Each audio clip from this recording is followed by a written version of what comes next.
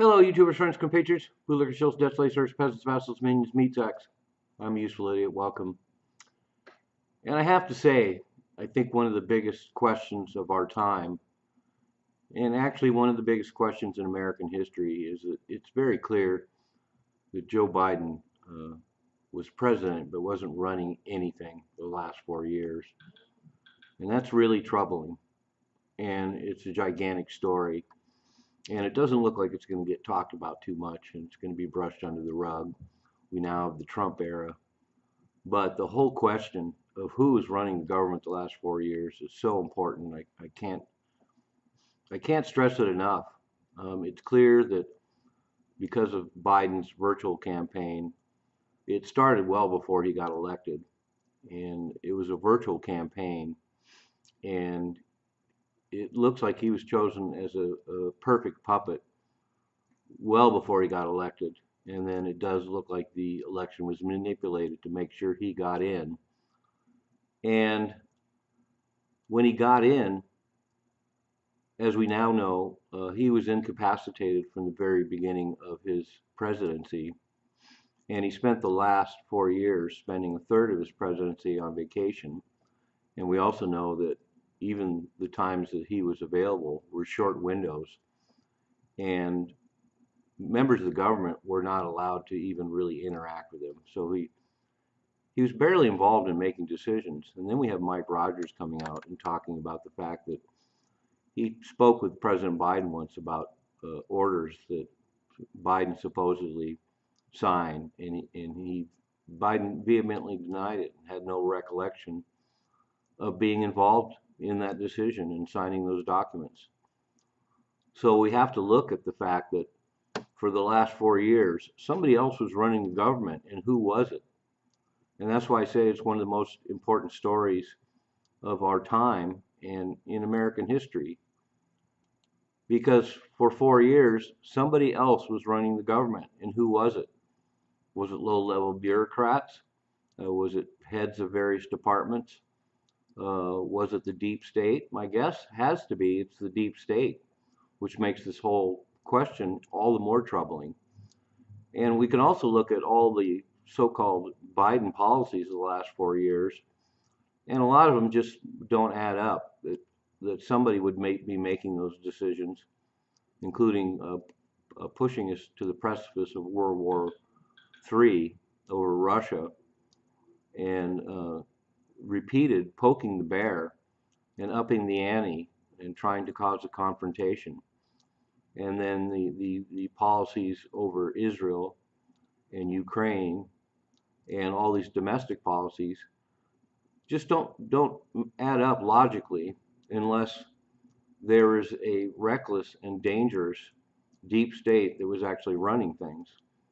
And it makes a much easier explanation of why both foreign and domestic policies unfolded like they did over the last 4 years, right up to the very end of the presidency.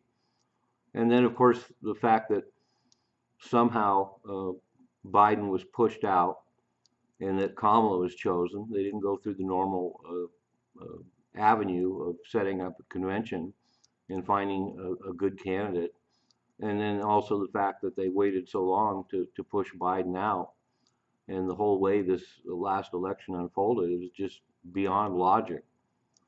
And so I repeat, I think the question of who is running the U.S. government over the last 4 years, particularly in the context of liberal media and liberal politicians crying about threats to democracy or how January 6th was some sort of coup d'etat, when we have all the earmarks of an actual coup d'etat and an actual threat to democracy by the fact that somebody besides the U.S. president was running the country and the world for the last 4 years. It's just completely disturbing and should be one of the biggest stories of our time. And it doesn't even look like anybody's going to look into it. It doesn't look like anybody's asking the big questions. And I don't know if we'll ever know.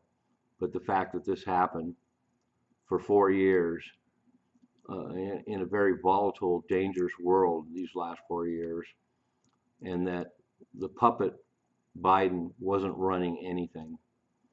And to see that so-called debate between Biden and Trump really drove it home for everybody that this man wasn't running anything for the last 4 years. And it's also telling that they have Biden coming out repeatedly over the last 4 years, making all these claims, these historical claims about their achievements.